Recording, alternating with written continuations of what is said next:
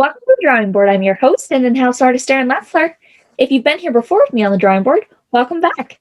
And if this is your first time here, here's a quick rundown of what happens on the show. Every episode of the drawing board, I invite guests from around the entertainment industry, and we learn a little bit more about what they do. And while we're learning about what they do, I'm also drawing them in real time. Sounds fun, right? Well, I am super excited today to introduce y'all to my guest because we have another animation guest.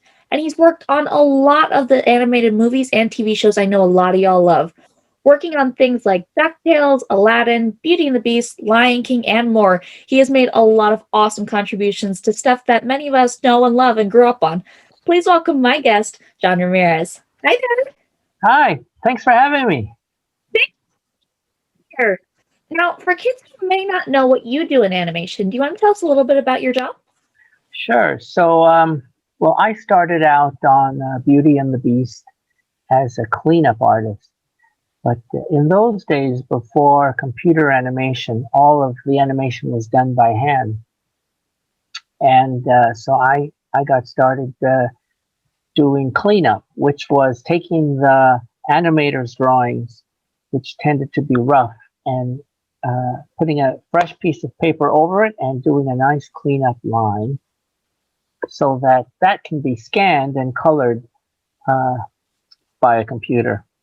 And after that, I got into rough in-betweening for Andreas Deja, and we worked on Jafar and on a Scar in Lion King. And, he did all of the key drawings, and I would do all the drawings in between, but drawing roughly, which was a lot more fun for me. And after that, I started to do storyboarding, and I still do storyboarding to this day. And worked on Hercules, Toy Story 2, Tarzan, and some Warner Brothers cartoons, Tom and Jerry. I was an art director then, and contributed to the look of the cartoon. So I do a little bit of everything when it comes to animation. That is awesome. And from somebody who is a lifelong Tom and Jerry fan, that just absolutely made my day hearing that. And I know there's a lot of kids now that are starting to grow up on Tom and Jerry too, because there's more new films with them coming out. So that's really exciting. I have to ask, how long have you been doing this? You don't have to tell us how old you are, because I know some people are very funny about that. But how Hmm. long have you been doing this professionally? Oh, professionally, uh, that's a good question. I think, I think I started really around 1987 Oh, um, wow. professionally. I was a cartoonist, character designer in a company, a theme park company, but they were all architects, and we were building a theme park in South Korea called Lotte World, Oh, and it's the world's biggest indoor theme park. And I was in charge of all the fun stuff as a cartoonist, so doing souvenir designs, and in fact, the raccoons sitting behind me were some of my work for that park. It's Lotte wow. and Lori, a bit like Mickey and Minnie. So kids in Korea have grown up with that, and a lot of my other characters for that park and many other parks in Korea and all over Asia. And I also did parades and all kinds of theme park design. So I've been doing it a long time, and I was doing that before I got into Disney. But I found that in this business, there are many people that do work in theme parks and animation back and forth, depending on where the work is and what they feel like doing. Think it's really cool. And I love hearing about the different multifaceted ways that you can do work like this, because it's always good to know that you have multiple options. I love that. Mhm. Well, I was So, taught at an early age.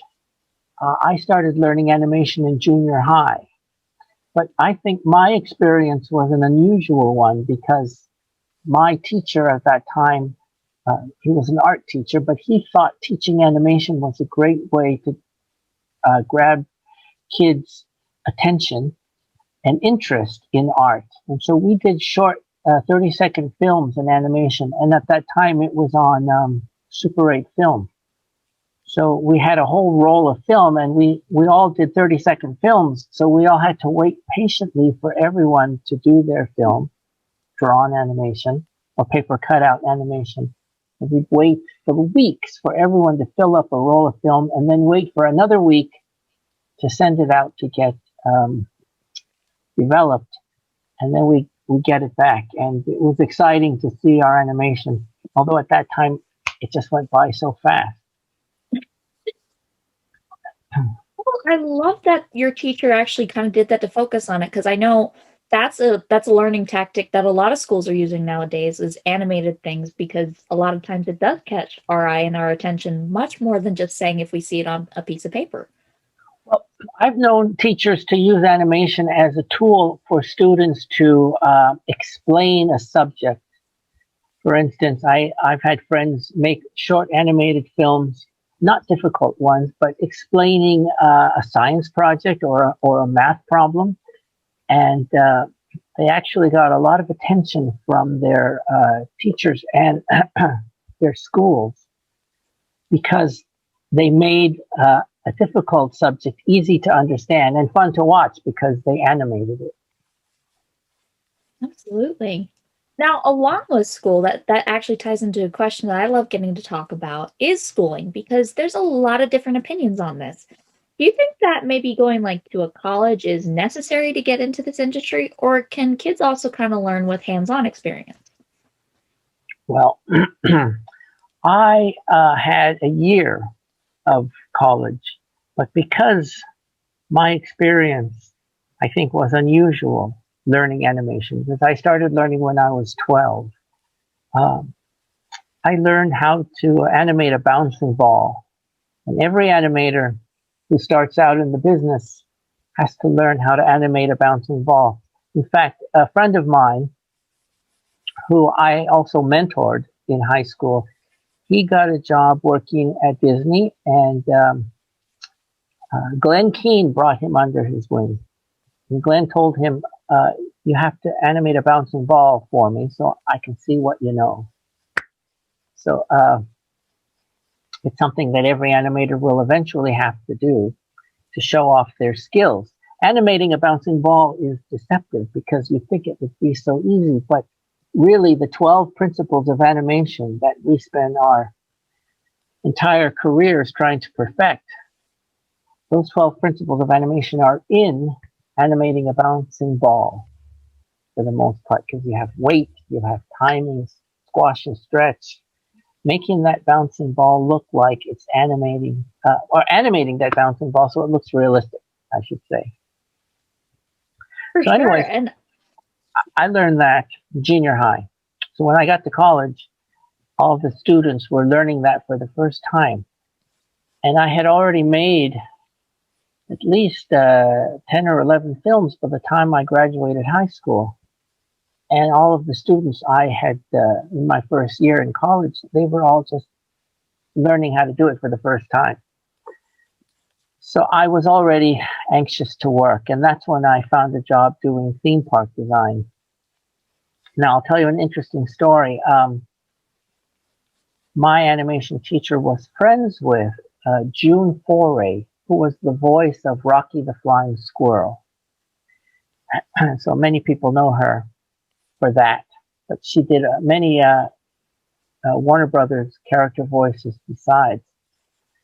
And when I was struggling with deciding to stick with college, she told me a personal story, which I always remembered and helped me to make my decision. She also had a choice when she was young to pursue college or to just go off and pursue her career in voice acting. And she decided just to go with the voice acting. So I thought, well, I'm going to give it a shot too. I'm just going to go for the animation and the art. And I did that, and I don't regret it at all. I was a bit afraid in the beginning because it was something everyone said, oh, you have to go to college and that's the pathway. But in reality, if you have the fire inside you and you work hard to perfect your talents, you can choose your own pathway. And that's what I did. I love that. And I love getting to hear the different opinions on it because I think all of them have like a little piece that people can take and walk away with that may work for them because not every single thing works for every single person. Everyone has a different learning ability, a different learning style. So it's definitely good to know that there are many options and ways to get into the field. Mm-hmm. And I've had friends who went through college and they loved it, and it it got them into the business as well. I've had friends do it on their own, and we all still continue to learn things as we go. It's not that once you finish school, the learning stops.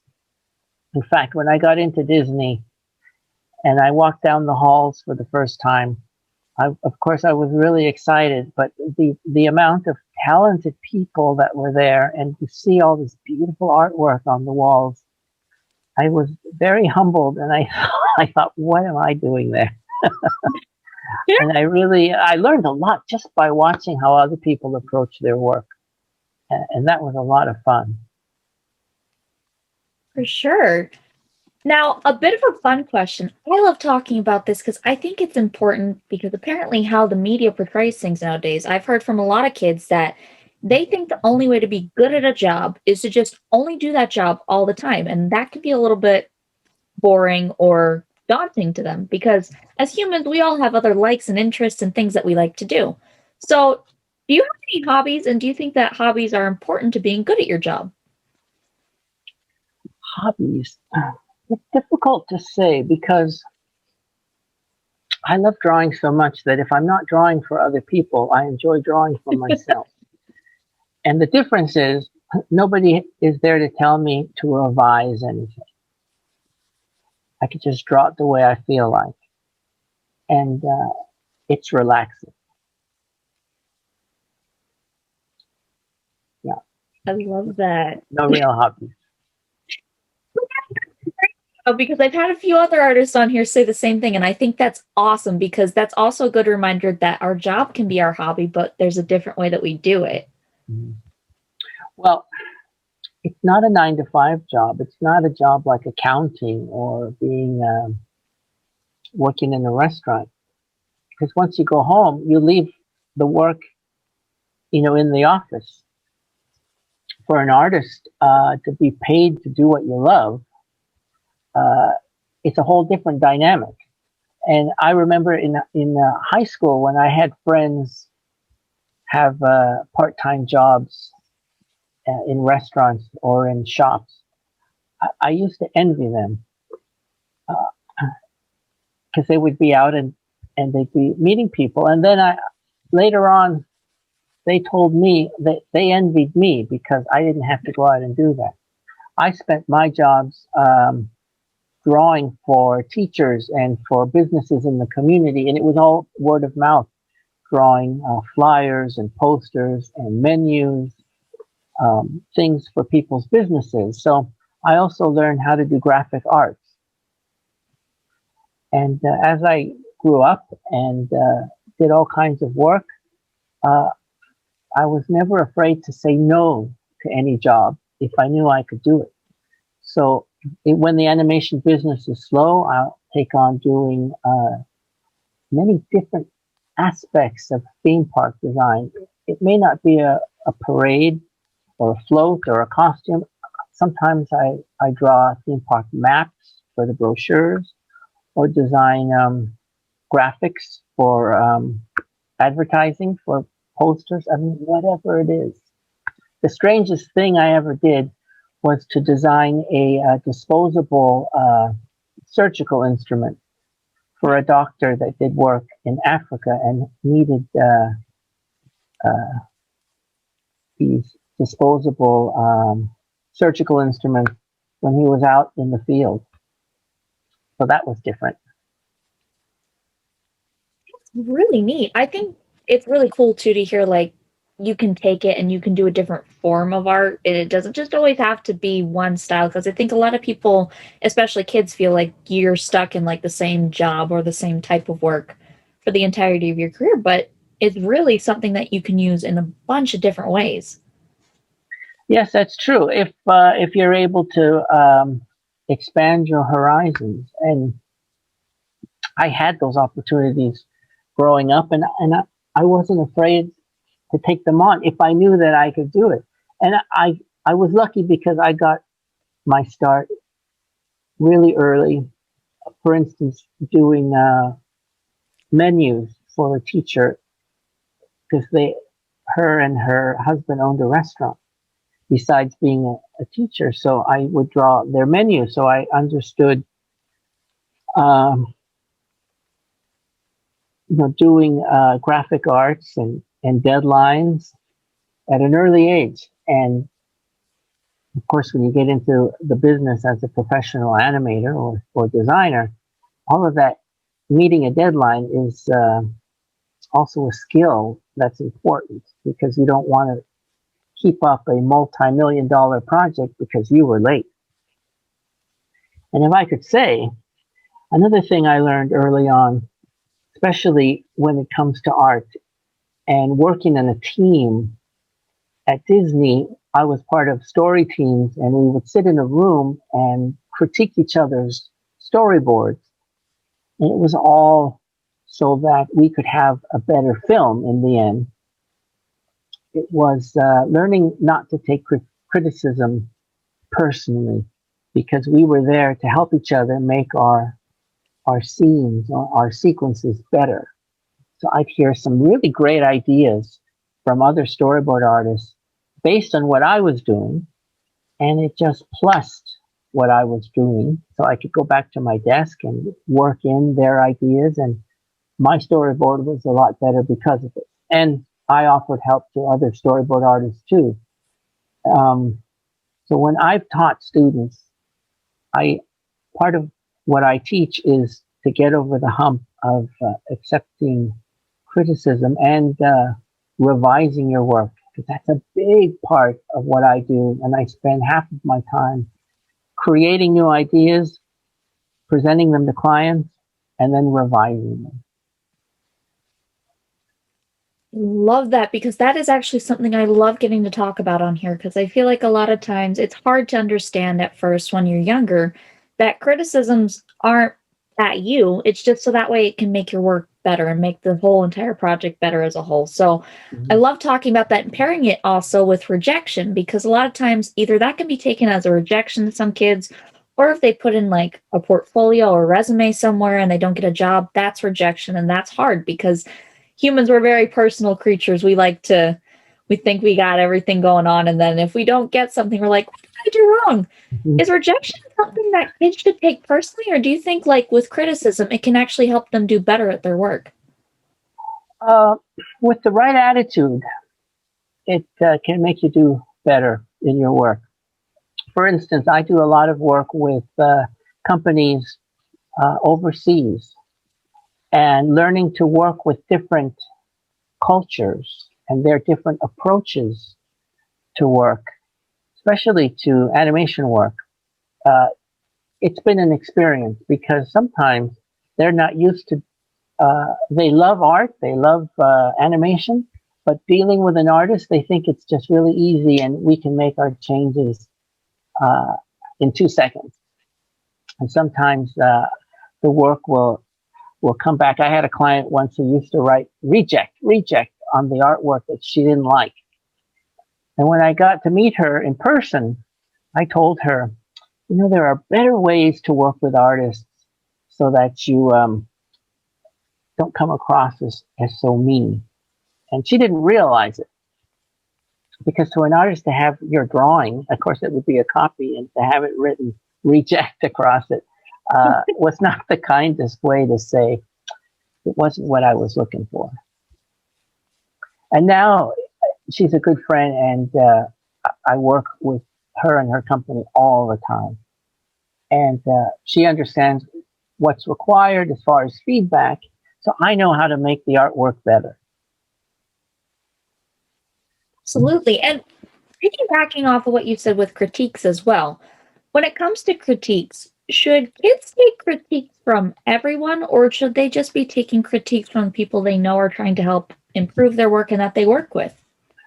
That's a good question, a really good question. Growing up, I had a cousin who used to tell me, because he couldn't draw, so he'd get upset with me. He used to say, "Oh, you should copy because your work's no good." And I used to think, he's saying that with anger, so I don't really want to hear it. So I used to ignore him. But when my teacher in animation class, or when I had my work shown in film festivals, and Chuck Jones, famous animator who created the Roadrunner and Coyote, and animated Bugs Bunny. When he sat down with me and critiqued my work, or my teacher, or Disney animators like Frank Thomas or Ollie Johnson, when they talked, I listened because that was feedback I respected. Even feedback from my grandparents, because if they were looking at my artwork and not understanding something, then I knew something was off. So, getting informed feedback and uninformed feedback, it's both good. And, you know, going through the practice of making animated films and getting an audience feedback, it was a fantastic experience because I took chances in my films. I'm not sure if an audience is going to think something is funny or emotional, uh, even when I do. But when they laughed when my film was being screened, when they laughed where I wanted them to, uh, that was a shot in the arm. It was so exciting to hear that I could make an audience feel an emotion, that I could not wait to get back home and start working on my next film as an animation student. And all of that was great practice that carried over into my work at the studios as well. Absolutely. I think that's a great thing to talk about as well because a lot of times, especially in the day and age we live in, social media, putting your work out online, oftentimes warrants a lot of comments where critiques come in from people who maybe aren't being objective, maybe aren't in the industry, and may not realize that their comments are coming across a little harsh because they don't do the work like that. Mm. So it's always a great thing to talk about. And I think it's a great reminder because a lot of times, especially when it comes to criticisms, we do tend to take stuff very personally as humans. So it's a great thing to always remember that there is always validity in criticisms, but maybe don't ever take everything so personally. No, you don't. I never did. And I think I was probably lucky that way because I would let things roll off me. Not everyone has that experience. Some people take it really hard, and it's just learning uh, how to not. And with criticism, you can think about, well, they might be right, or if you have a chance to revise, then you can do it. I've done plenty of work that's been online, and I've read plenty of criticisms about it, but it's people I don't know, so I don't really pay much attention to it. For sure. Now, a bit of a more fun question because I know you've worked at so many different amazing studios, you worked with so many different amazing clients. Is there any project that you can remember that you've worked on so far that has just been like an absolute highlight to your career and something that you'll absolutely always treasure? Hmm. Uh, well, wanting to work at Disney since I was 12 years old and being able to do it. So, the first three films, Beauty and the Beast and Aladdin and Lion King, were special because, uh, of course, Beauty and the Beast was my first one, but being able to contribute uh, to the animation in Jafar and Scar was fantastic. And then Hercules, having the opportunity to help develop the story, well, that was fantastic as well. being part of those films, and those films being part of people's lives. Um, when I meet people in the street, they're always really excited to know that I was part of that. So uh, that's really fun. Does that answer your question?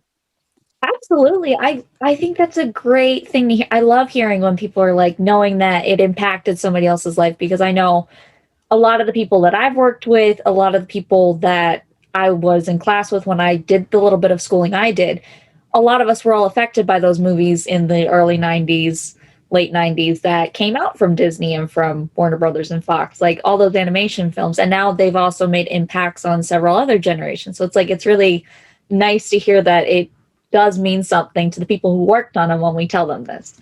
What's fun is I was visiting some friends in Brazil years ago, and they let me sleep in their kids' room, and the kids got to sleep with the parents. So I woke up in the morning and I'm looking around at the kids' room, and they have all their toys everywhere, all Disney stuff.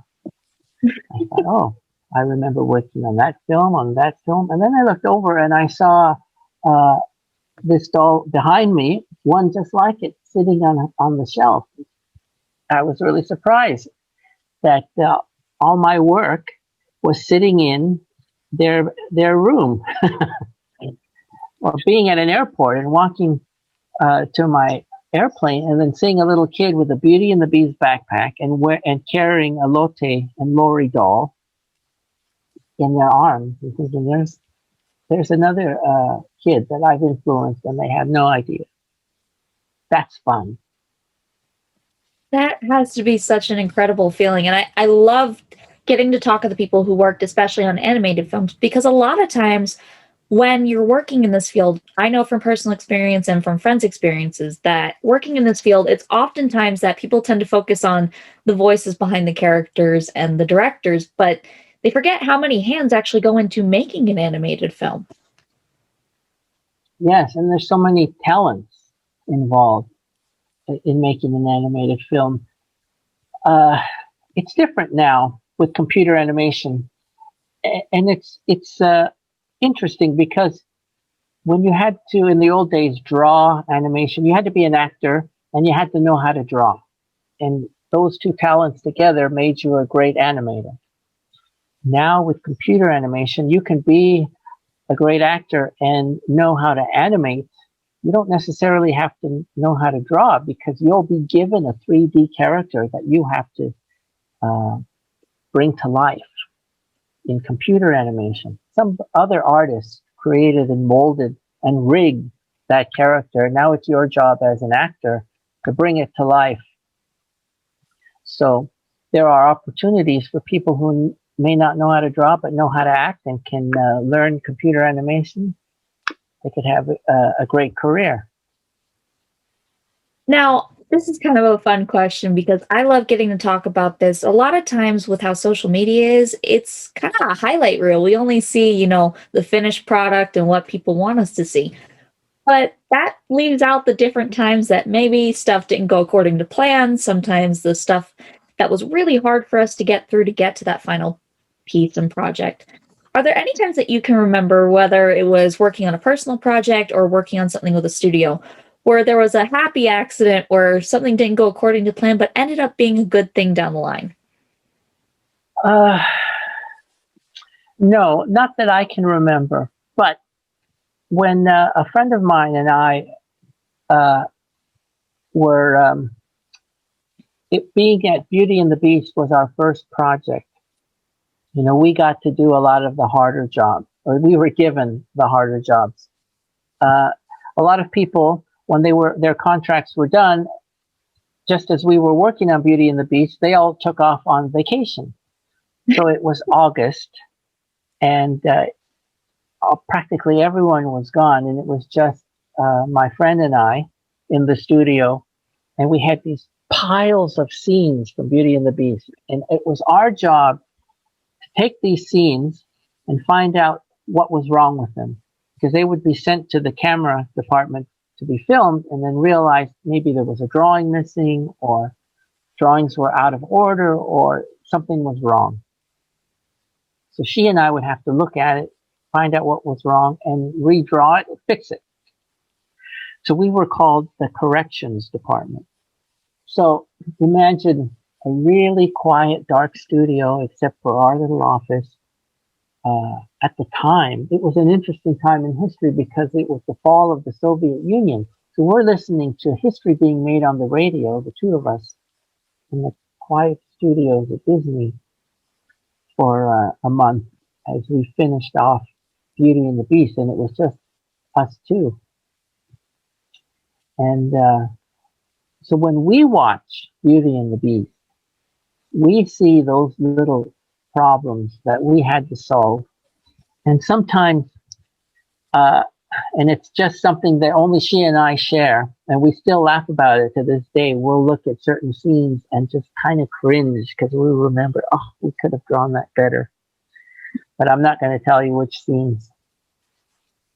I love that though, because that also puts a different perspective on it that a lot of people forget is that there might even be times where there was mistakes that were caught during production that end up getting fixed that we'll remember down the road, but maybe nobody else knows about.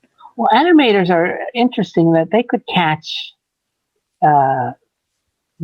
some tiny line being out of whack as it goes past our eyes at 24 frames per second. They'll see things that no one else will. And, they'll go back and make their change. But that always amazed me, that they have such keen eyes. And it's fun to be out with people in animation because we'll observe things about people. If we're out to lunch or relaxing at the studio and watching people go by, we'll comment on how they move, people's quirks. And it's that type of thing that animators will remember, and they will take it and work it into whatever animation they're doing. I know in Hercules, I was I was given the scene to storyboard where Hercules meets his parents. So anytime Hercules met Zeus, I was storyboarding that. So my dad used to give me a big pat on the back whenever I saw him. And it was big and it was heartfelt. And I thought, I'm going to make Zeus do that to Hercules. And animators do that all the time. They'll use their personal experience and bring it into their work. Love that. I love whenever people talk about bringing in like life experiences or observing life and bringing that into the artwork because it really does make it more realistic and believable. Well, you can only draw on experiences you've had, and then from that point, you work in your imagination. I could never be, I could never fight a Hydra like Hercules did. But I can pretend, and it's using that imagination that helps me to come up with all that stuff, and animators in general. That's the fun part. Absolutely. I have a couple more questions for you. These ones I think are very important pertaining to the industry itself. We've made a lot of stride, but there's kind of a long way to go when it comes to this with diversity in the industry because we have seen a lot more new faces coming into the industry, which is absolutely wonderful. Do you think it's important for kids to be able to see people who look like them, sound like them, come from the places they do, speak the same language that they do, doing the jobs that they want to do when they grow up?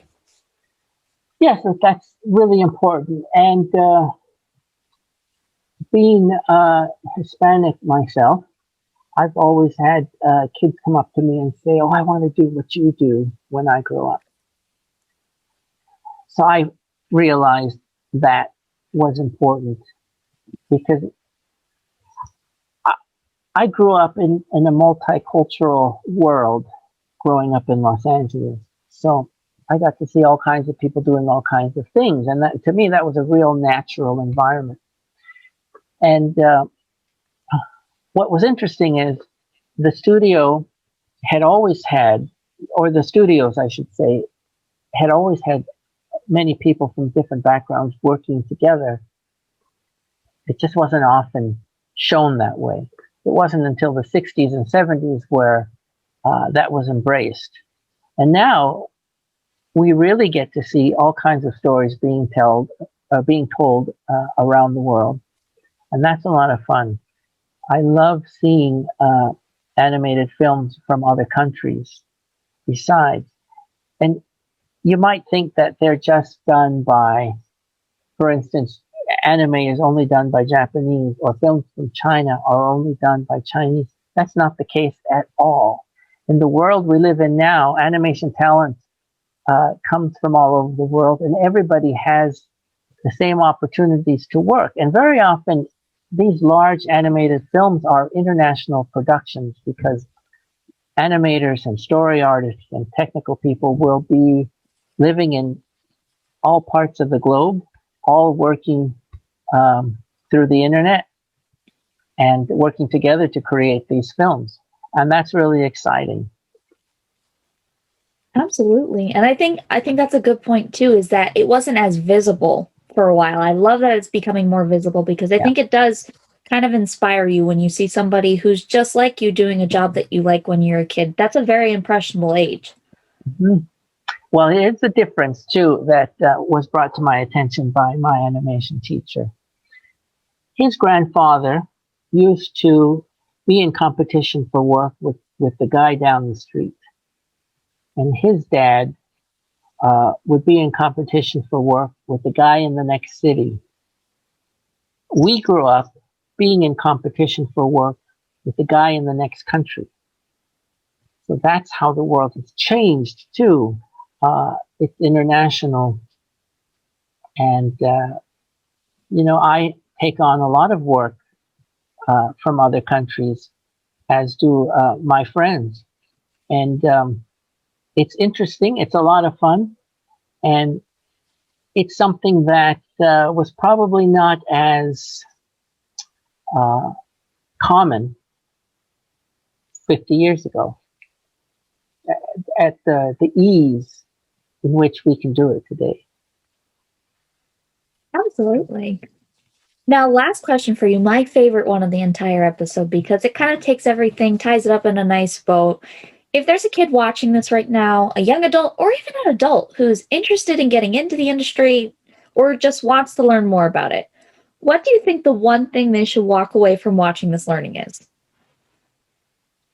Well, I know individuals who are struggling to improve their drawing, and no matter what age you are, you have to reach a level of expertise to be able to work in the business.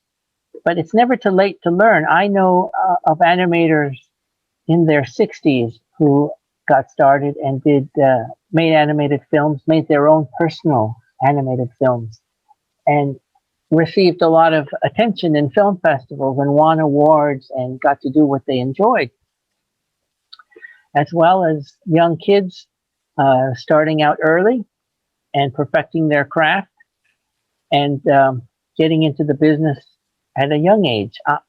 I did that myself, and I helped friends of mine from high school who graduated after I did, and they also got into the business early. So I think it's never too late. I love that. I love that lesson specifically because I think that's something that stops a lot of people when it comes to any job in general is they think that it's too late for them to do it, but never is too late to try things. So thank you so much for sharing that. And I hope you kiddos learned a lot from that episode because that was one of the most fantastic episodes I feel like that's been on this show for a while. And so comes my favorite part where I get to show you what I was making of you while we were talking. I'm going to warn you in advance. My lights in this studio do like to mess with me. So I thought that I was going to I thought I was going to draw with you, but I can't draw and talk at the same time. So I'm surprised that you can. Honestly, I tend to find it actually helps me a little bit focus more because hearing other people's stories, I feel is kind of easier to incorporate those stories and their expressions into a drawing. It actually weirdly helps. Yeah, So I'm going to try to get this up in here. My light might mess with it, so I'll send you an actual copy, but let's see. Oh, wow. That's nice. It's so rare that anyone ever draws me. Thank you. Hey, us, artists have to be drawn too sometimes. So I love this show purely for the fact that I can not only focus and spotlight some of my favorite other jobs in the industry, because, well, thank you so much for joining me here on the show today. And thank you again to everyone who tuned in. Again, I am your host and in-house artist, Aaron Leffler. Catch you next time on the drawing board.